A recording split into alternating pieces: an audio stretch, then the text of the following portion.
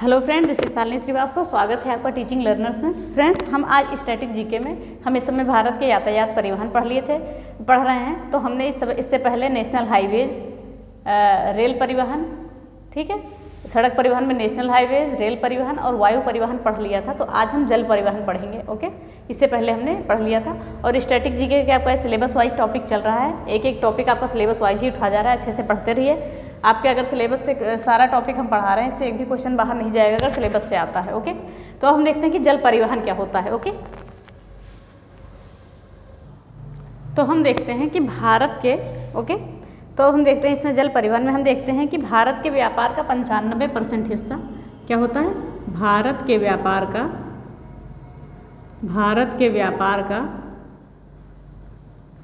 95% हिस्सा जो है ये जल परिवहन को जाता है। ठीक है, जल परिवहन द्वारा किया जाता है। याद रखिए, भारत के व्यापार का 95% हिस्सा। अगर बात करें कि भारत में बंदरगाह कितने हैं, तो भारत में जो है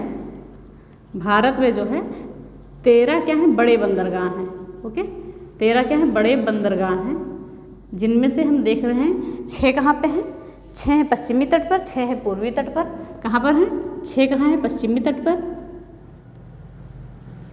तट पर, 6 हैं पूर्वी तट पर। ओके, और एक है पोर्ट ब्लेयर में। ओके, एक है पोर्ट ब्लेयर में।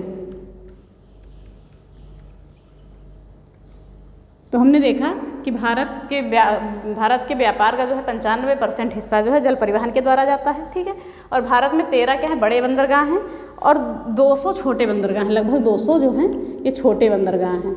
याद रखिएगा, 200 जो हैं छोटे बंदरगाह हैं। याद रखिएगा। ओके, तो हमने ये देखा। और सबसे ज़्यादा अगर हम बंदरगाह की बात करें तो सबसे ज़्यादा जो बड़े बंदरगाह हैं, सबसे ज़्यादा बड़े बंदरगाह तमिलनाडु में हैं। सबसे ज़्यादा बड़े बंदरगाह,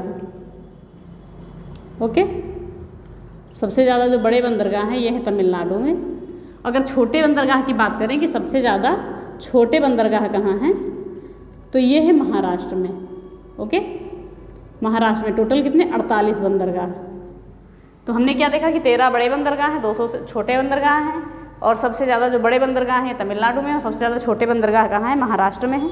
48 बंदरगाह होते हैं। ठीक है, अब हम बंदरगाहों को अपने जानेंगे, लेकिन पहले हम नेशनल वाटरवे जान लेते हैं कि कौन कौन से हैं, सबसे बड़ा कौन सा है, सबसे छोटा कौन सा है।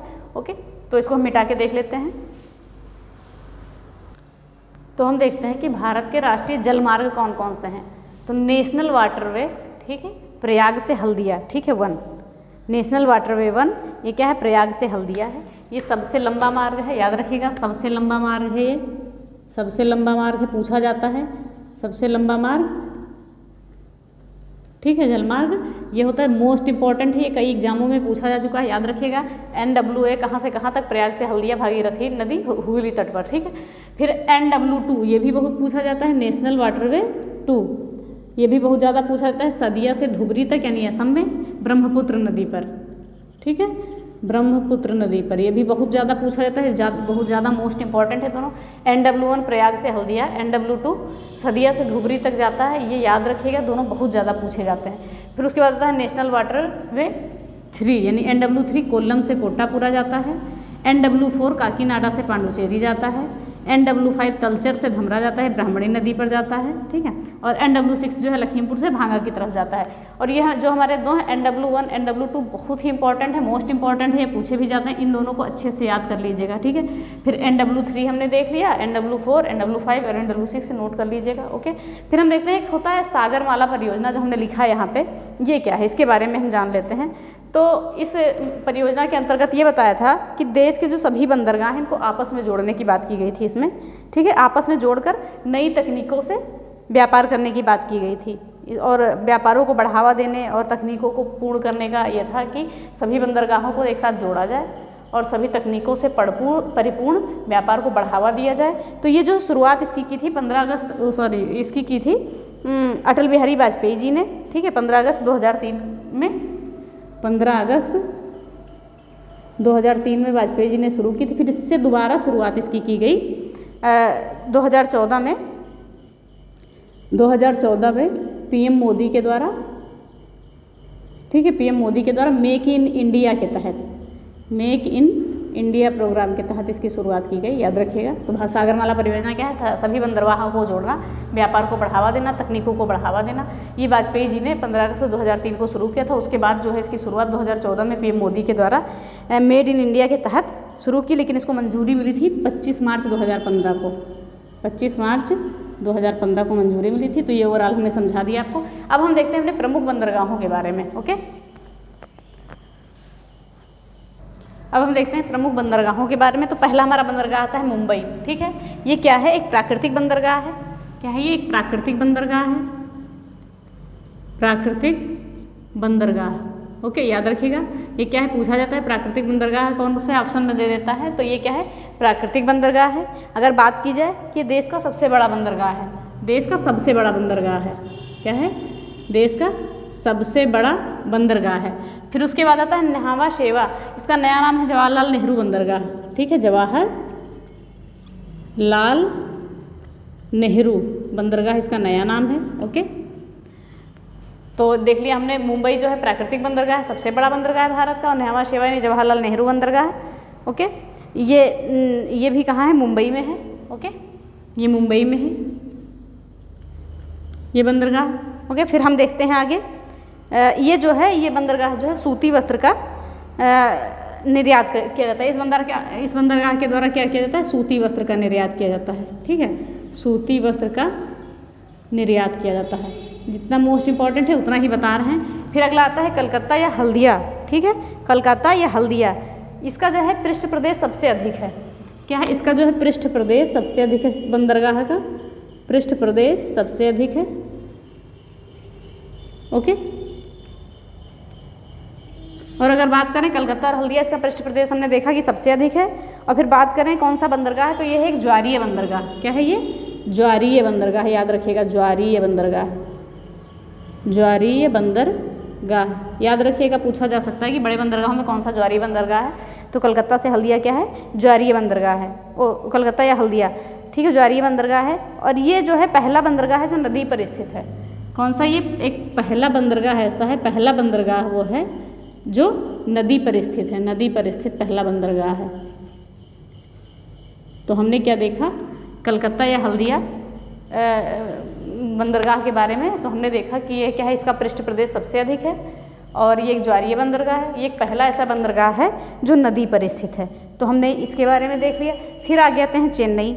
ठीक है, ये तीसरा सबसे बड़ा बंदरगाह है, ये सबसे बड़ा है, और ये तीसरा सबसे बड़ा बंदरगाह है, तीसरा सबसे बड़ा। अभी दूसरा भी देखेंगे आगे। तीसरा सबसे बड़ा बंदरगाह है ये वाला। ठीक है, चेन्नई। और फिर इसमें क्या किया जाता है, ये कृत्रिम बंदरगाह है। क्या है ये, एक कृत्रिम बंदरगाह है, कृत्रिम बंदरगाह है, ये कृत्रिम बंदरगाह है। चेन्नई जो है तीसरा सबसे बड़ा बंदरगाह है, कृत्रिम बंदरगाह है। ठीक है, और जो अगर कहा जाए कि पूर्वी तट पर भारत का सबसे पुराना बंदरगाह है, पूर्वी तट पर जो स्थित बंदरगाह है तो सबसे पुराना, पूर्वी तट पर ये स्थित है, पूर्वी तट पर सबसे पुराना है भारत का। ठीक है, सबसे पुराना है, पूर्वी तट पर स्थित भारत का सबसे पुराना बंदरगाह है चेन्नई। ओके, तो हमने ये देख लिया। फिर आगे देखते हैं विशाखापत्तनम। ये क्या है, सबसे गहरा बंदरगाह है। क्या है, सबसे गहरा बंदरगाह है, सबसे गहरा बंदरगाह, सबसे गहरा बंदरगाह है ये। ओके, और ये क्या है, ये भी एक प्राकृतिक बंदरगाह है, प्राकृतिक बंदरगाह।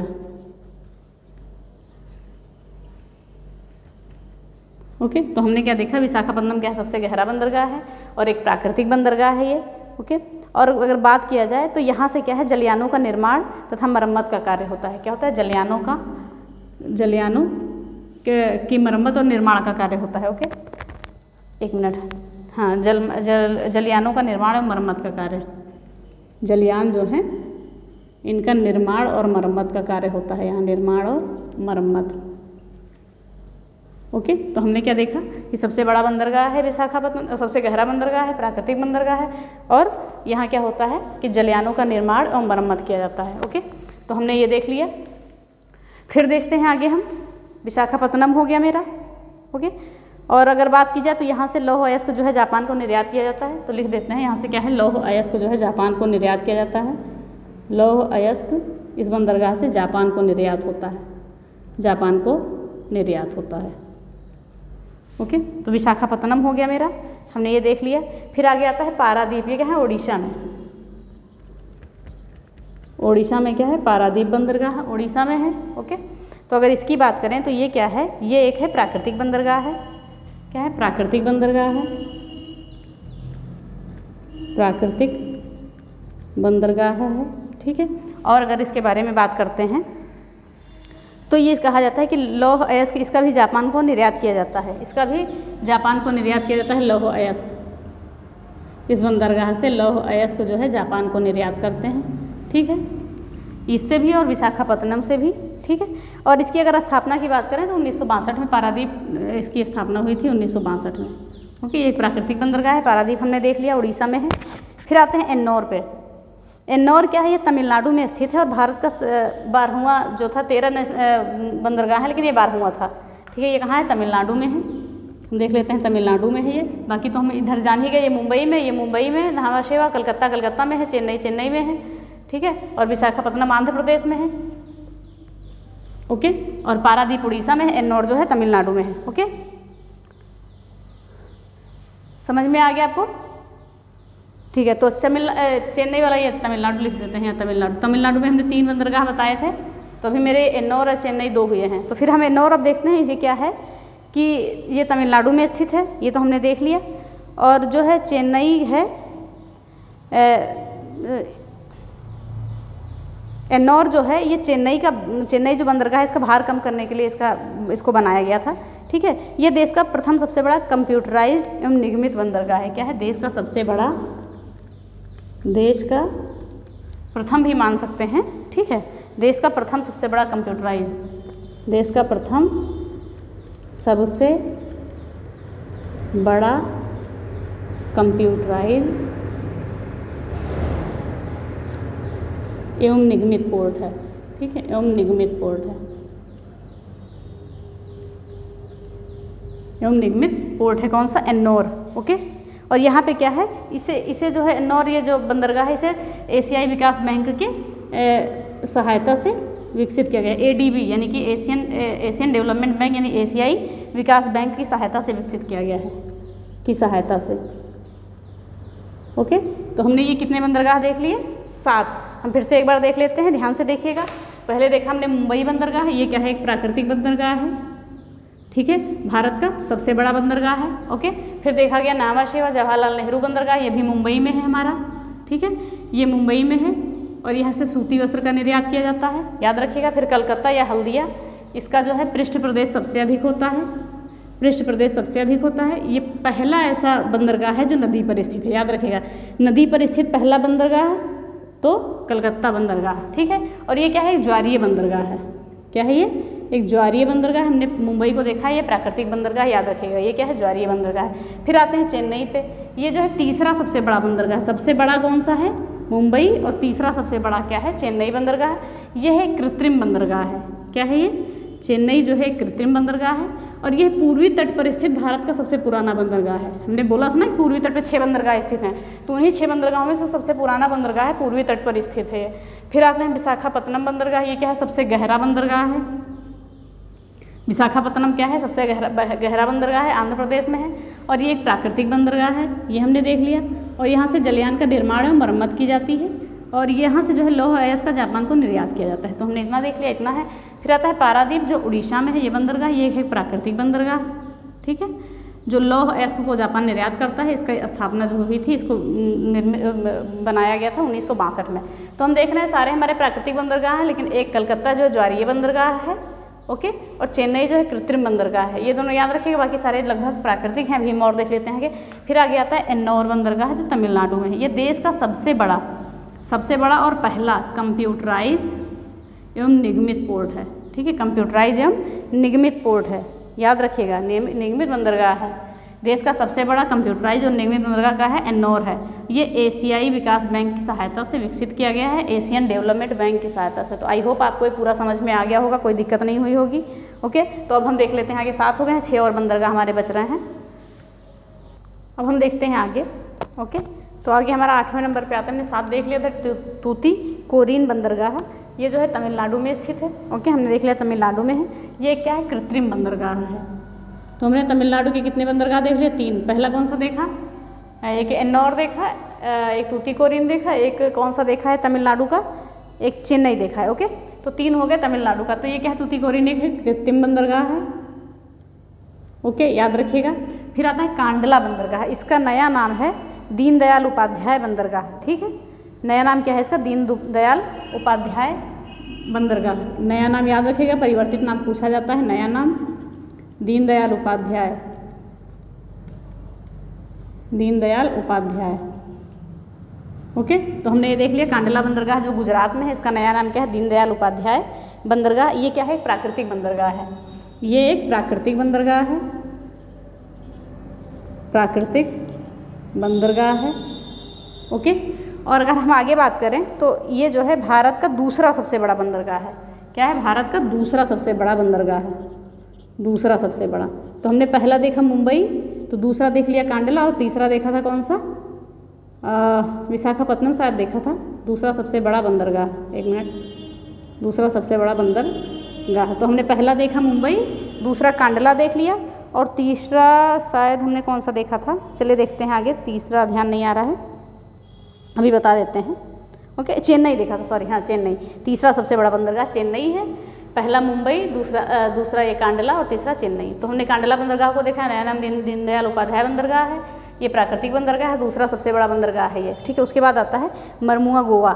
मरमुआ गोवा जो है गोवा में है। ये क्या है? एक प्राकृतिक बंदरगाह है। ये क्या है? एक प्राकृतिक बंदरगाह है। ओके, प्राकृतिक बंदरगाह है। ठीक है, और यहाँ की बात की जाए तो यहाँ पे क्या है कि यहाँ पे लोहा का निर्यात जो है जापान में किया जाता है। अब न्यू मंगलोर जो कर्नाटक में है। ठीक है, तो ये क्या है? एक प्राकृतिक बंदरगाह है। यहाँ से भी लोहा ही निर्यात किया जाता है जापान में। प्राकृतिक बंदरगाह है, प्राकृतिक बंदरगाह है। ठीक है, फिर आता है कोच्चि जो केरल में है। ठीक है, ये क्या है? ये भी एक है प्राकृतिक बंदरगाह है, प्राकृतिक बंदरगाह है ये। ठीक है, और अगर बात करें आगे यहाँ का भी तो कोच्चि हमने देख लिया, ये एक प्राकृतिक बंदरगाह है। ये जो है ध्यान से सुनिएगा, ये मालाबार तट पर वेम्बनाड झील के किनारे स्थित है। कहाँ पर? मालाबार तट पर, मालाबार तट पर वेम्बनाड झील के किनारे, वेम्बनाड झील के किनारे। याद रखिएगा कौन सा? कोच्चि यानी केरल में है जो प्राकृतिक बंदरगाह, मालाबार तट पर वेम्बनाड झील के किनारे है। ओके, तो हमने ये देख लिया। फिर हम आगे देखते हैं पोर्ट ब्लेयर जो अंडमान निकोबार में ये बंदरगाह है। ओके, बंगाल की खाड़ी के पास। ठीक है, बंगाल की खाड़ी डाल देते हैं, बे ऑफ बंगाल। ठीक, तो ये हो गया। अब तो हम देख लेते हैं पहले कि इसके बारे में देख लेते हैं, फिर कुछ इंपॉर्टेंट चीज़ें देख लेते हैं। तो हमने देखा तूतीकोरिन तमिलनाडु में है, कृत्रिम बंदरगाह है। ओके, फिर है कांडला बंदरगाह, मोस्ट इंपॉर्टेंट क्योंकि इसका नाम परिवर्तित हुआ है, पंडित दीनदयाल उपाध्याय बंदरगाह रखा गया है। ये क्या है? प्राकृतिक बंदरगाह है, दूसरा सबसे बड़ा बंदरगाह है ये। ओके, फिर है मरमुआ गोवा, ये भी एक प्राकृतिक बंदरगाह है, गोवा में है। ओके, फिर न्यू मंगलोर कर्नाटक, ये भी प्राकृतिक बंदरगाह है, कर्नाटक में है। कोच्चि जो केरल में है, ये प्राकृतिक बंदरगाह है, और ये मालाबार तट पर वेम्बनाड झील के किनारे है। और पोर्ट ब्लेयर जो है अंडमान निकोबार में है। ओके, तो हम इसको देख के कुछ इंपॉर्टेंट देख लेते हैं, बस उसके बाद ये क्लास खत्म होती है।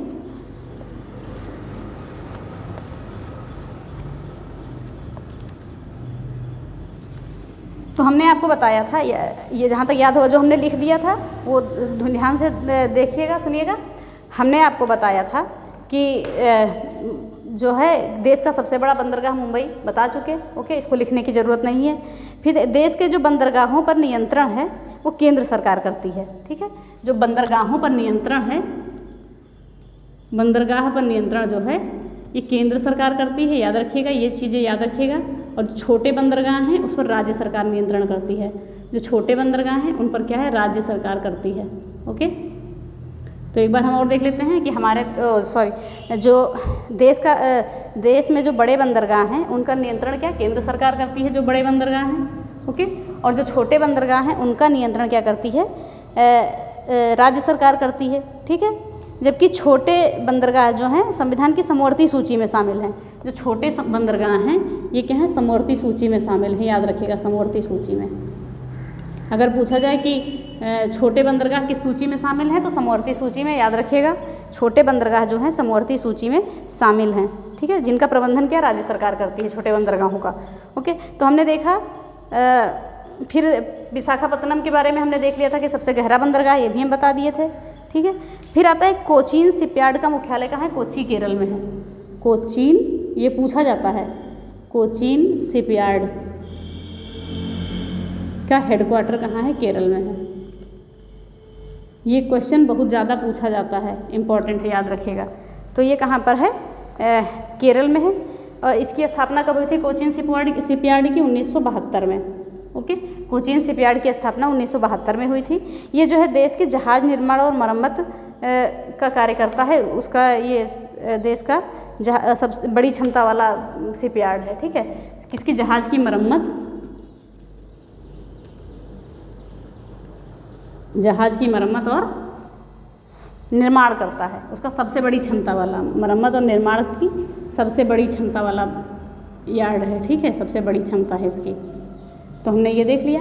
फिर अगर देखा जाए कि देश का सबसे पहला बंदरगाह कौन था, सबसे छोटा या बड़ा नहीं देखना है, देश का सबसे पहला बंदरगाह कौन सा था, तो सबसे जो पहला बंदरगाह था ये दाहेज बंदरगाह था, छोटा बंदरगाह था ये, ठीक है, छोटा बंदरगाह था दाहेज बंदरगाह। दाहेज बंदरगाह ये कहाँ था, गुजरात में, ठीक है। लेकिन ये क्या था, देश का सबसे छोटा देश का सबसे पहला बंदरगाह था, देश का सबसे पहला बंदरगाह था, सबसे पहला बंदरगाह था। ओके, तो हमने ये देख लिया कि देश का सबसे पहला बंदरगाह कौन सा था, दाहेज, जो कहाँ पड़ता था, गुजरात में, देश का सबसे पहला छोटा बंदरगाह था। तो अगर बात करें तो ये इसका कार्य क्या था, ये कि रसायनों के निपटान हेतु स्थापित किया गया था, इसलिए इसे रसायन बंदरगाह भी कहा जाता है। दाहेज बंदरगाह को रसायन बंदरगाह भी कहा जाता था, रसायन के निपटान का कार्य करता था, इसलिए इसे रसायन बंदरगाह भी कहा जाता था। तो ये क्या हो गया, हमारा जल परिवहन खत्म हो गया। तो यानी कि पूरे परिवहन हमारे खत्म हो गए, सब कुछ हमने देख लिया, सड़क परिवहन, रेल परिवहन, जल परिवहन, वायु परिवहन, सब कुछ हो गया हमारा। तो ये परिवहन का चैप्टर खत्म। स्टैटिक जीके का हमारा एक टॉपिक और खत्म। अब हम कोई नया टॉपिक लाएंगे जो आपके सिलेबस में होगा। तो अगर वीडियो पसंद आती है तो प्लीज़ लाइक शेयर और सब्सक्राइब करें, बेल आइकन दबाना ना भूलें। धन्यवाद, जय हिंद।